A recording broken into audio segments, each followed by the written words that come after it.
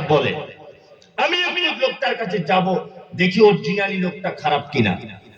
দারুল আরকাম, আরকাম বলে একজন সাহাবী, তার বাড়িতে আল্লাহ নবী সাল্লাল্লাহু আলাইহি ওয়াসাল্লাম দুই চারজন সাহাবীদেরকে নিয়ে গোপনে কোরআন তেলাওয়াত করে কোরআনের ব্যাখ্যা বিশ্লেষণ করছেন। মুসআব গেলেন তার বাড়িতে, হাদিস সহিহ। দরজায় কে? মুসআব। সাহাবীরা তো ভয়ে থরথর করে কাঁপছেন। নতুন ঈমান এসেছে, 4-5 জন নতুন ঈমান, ভয় থরথর করে কাঁপছি। মুসআব চলে এলো মানে আমাদের মেরে শেষ করে দেবে। আল্লাহ নবী সাল্লাল্লাহু আলাইহি ওয়াসাল্লাম বলছেন, মুসআবকে ভিতরে ঢোকার অনুমতি দাও। মুসআবকে ভিতরে ঢোকার অনুমতি দিলেন আল্লাহর নবী। আল্লাহর নবী সাল্লাল্লাহু আলাইহি ওয়াসাল্লামের কাছে মুসআব বসলেন। আল্লাহ রাসূল মুসআবের গায়ে হাত বোলালেন, হাত বুলিয়ে কিছু কথা বললেন। মুসআব চলে এলেন। মুসআব চলে এসে লোকদেরকে ডেকে ডেকে বলছেন, তোমরা যে লোকটাকে পাগল বলো, তোমরা যে লোকটাকে খারাপ বলো, ওই লোকটার নাম মুহাম্মদ? বলছে হ্যাঁ। বলছে আমি তার কাছে গিয়েছিলাম। এইরকম পৃথিবীতে দামি মানুষ, ভালো লোক আমি জীবনে কোনোদিন দেখিনি। মুহাম্মদ বলে লোকটা আমার গায়ে হাত দেওয়ার সাথে সাথে আমার গায়ে যেন একটা শীতলতা অনুভব করতে লাগলাম, আমার মনটা যেন গলে যেতে লাগলো। আস্তে আস্তে আবার আরেকদিন মুসআব গেল আল্লাহর নবীর কাছে। আল্লাহ রাসূল কোরআন তেলাওয়াত করছেন। কোরআন তেলাওয়াত শুনে মুসআবের অন্তর গলে গেল।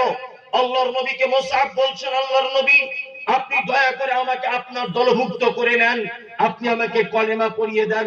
আল্লাহর নবী সাল্লাল্লাহু আলাইহি ওয়াসাল্লাম মুসআবকে কলেমা পড়ালেন। মুসআব কলেমা পড়লেন। কলেমা পড়ার আসে আল্লাহর নবী সাল্লাল্লাহু আলাইহি ওয়াসাল্লাম বললেন, মুসআব তুমি যে ইসলাম গ্রহণ করেছে কথা গোপন রাখবে, কাউকে প্রকাশ্য বলবে না, সমস্যা হতে পারে। ধনী লোকের বেটা তো। মুসআব ইসলাম কবুল করার পরে আস্তে আস্তে আল্লাহ রাসূলের সঙ্গে ওঠা বসা করতে করতে মানুষ জেনে গেছে মুসআব ইসলাম গ্রহণ করেছে। কিন্তু মুসআবের মা এত খতরনাক মহিলা, মুসআবের মা মুসআবকে বলছে, মুসআব, ওই মুসআব, তুমি নাকি মুহাম্মাদের ইসলাম কবুল করেছো? বলছে হ্যাঁ মা করেছি।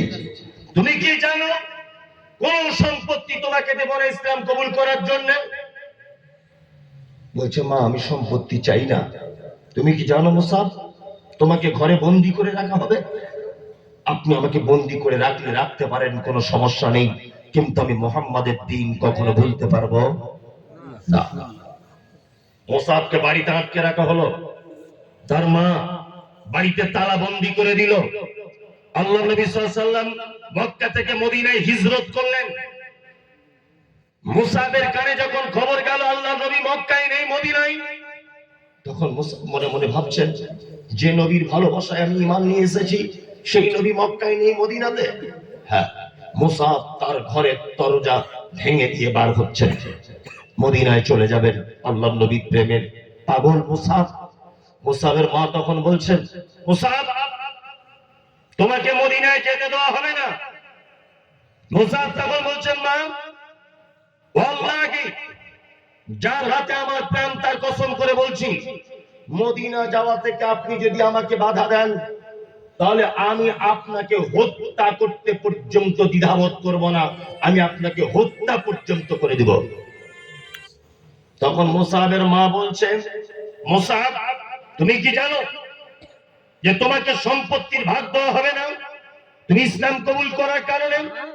মুসআব বলছেন, মা সম্পত্তি তো দূরের কথা, তুমি যদি আমার পরনের কাপড়টা পর্যন্ত কেড়ে নাও তবু আমার কোনো আপত্তি নেই, আমি আল্লাহর নবীর কাছে যাব।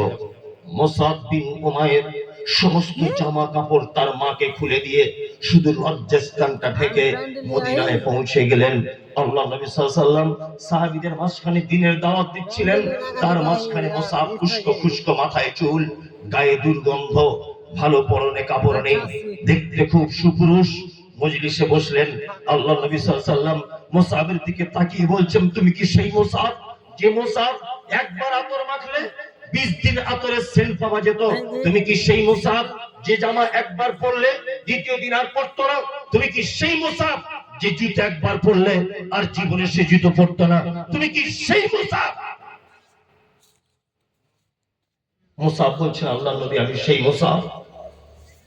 মুসাব আমি ইসলাম কবুল করার কারণে আজকে আমার এই পরিস্থিতি।